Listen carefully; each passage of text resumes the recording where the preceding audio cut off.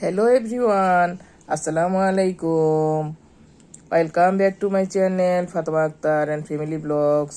আশা করছি আপনারা সকলে আল্লাহর রহমতে ভালো আছেন, আমিও ভালো আছি।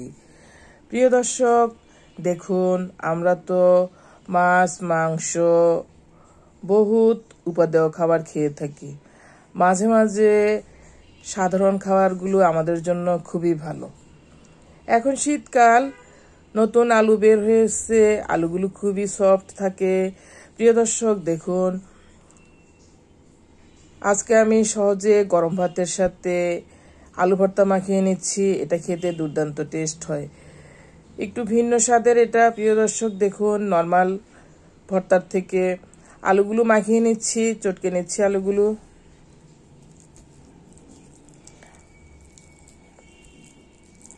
এই আলুটার চামড়া ছিলতে হয় না, এটা খুব সহজে হয়ে যায়, সময়ও কম লাগে।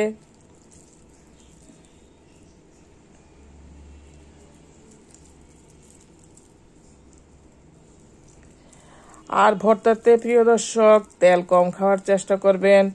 তেল ছাড়া ভর্তা খেতে পারলে সেটা আপনার স্বাস্থ্যের জন্য ভালো। অনেক সময় শুটকির ভর্তা তৈরি করলেও আমি দেখি যে মানুষ তেল ব্যবহার করে। শুটকির ভর্তায় তেল ব্যবহার না করলেই ভালো লাগে। আর আমি অধিকাংশ ভর্তাতে তেল ব্যবহার ছাড়া ভর্তা তৈরি করে থাকি। আমার কাছে তেল দিলে ভর্তাটা মনে হয় যেন তরকারি হয়ে গেল, তেল তেলে লাগে। আলু ভর্তা করে নিচ্ছি দেখুন।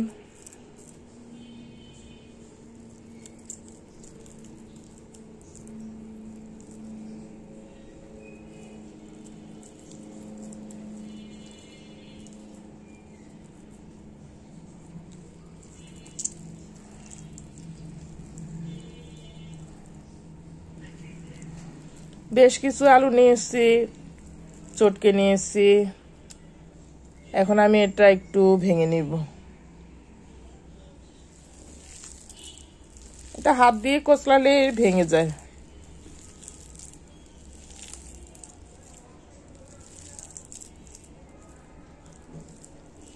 আসলে ভর্তা আমাদের ঘরে কম বানানো হয়, তবে ভর্তা বানালে ভালোই লাগে। যে কোনো ভর্তা হলেই ভালো লাগে। এটা খেলে আমার আর অন্য তরকারি খেতে হয় না।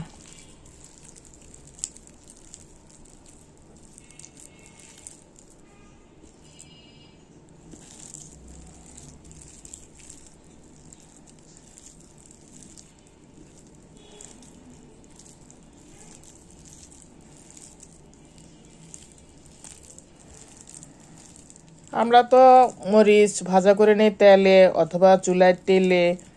আজকে আমি নর্মালে খুবই সহজে ভর্তাটা তৈরি করে ফেলবো।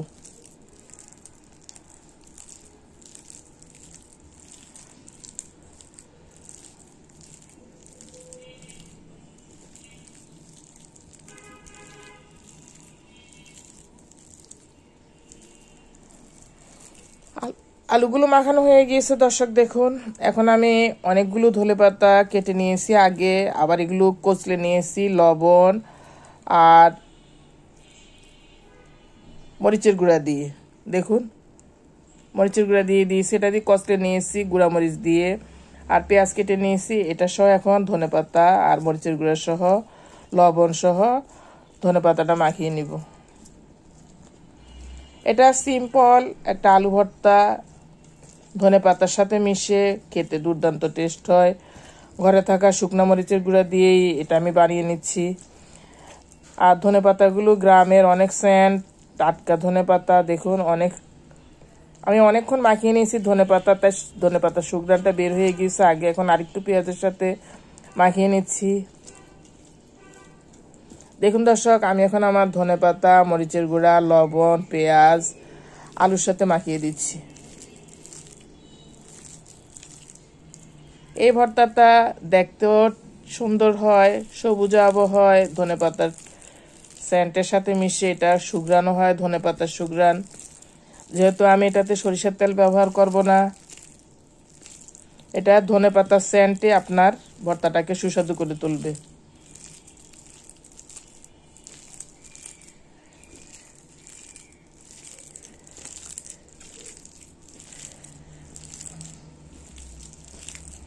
মানে ধনেপাতা সুগ্রানে ম ম করছে।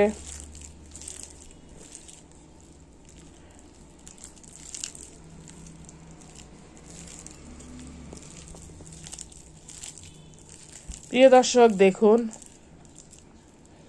খুব সহজে ঘরে থাকা ধনেপাতা গ্রাম থেকে নিয়ে এসেছে, কুটে নিয়েছি। ধনেপাতাগুলো লবণ শুকনো মরিচ দিয়ে মাখিয়ে নিয়েছি, পেঁয়াজ দিয়ে মাখিয়ে নিয়েছি। এখন আমি আলু ভর্তার সাথে ধনেপাতাটা মাখিয়ে নিয়েছি। দেখুন কি সুন্দর চমৎকার হয়েছে ভর্তা রেসিপিটা। এটা খেতে দুর্দান্ত টেস্ট হয় গরম ভাতের সাথে, আপনি ঠান্ডা ভাতের সাথেও খেতে পারবেন। এমন করে কখনো তেল ছাড়া ভর্তা করে দেখবেন, আলু ভর্তা ধনেপাতা দিয়ে, এটা খুবই মজার হয়। প্রিয় দর্শক, আমার ভর্তা রেসিপিটি ভালো লেগে থাকলে কখনো করে খেয়ে দেখবেন। আমার চ্যানেলটি লাইক করুন, সাবস্ক্রাইব করুন, কমেন্ট করুন। প্রিয় দর্শক, আপনাদের একটা লাইক আমাদেরকে এগিয়ে যেতে অনেক সহযোগিতা করে। আমার চ্যানেলের সাথে জড়িত থাকুন। ভালো থাকুন দর্শক। আল্লাহ হাফেজ। আসসালামু আলাইকুম। দেখা হবে পরবর্তী কোনো ভিডিওতে।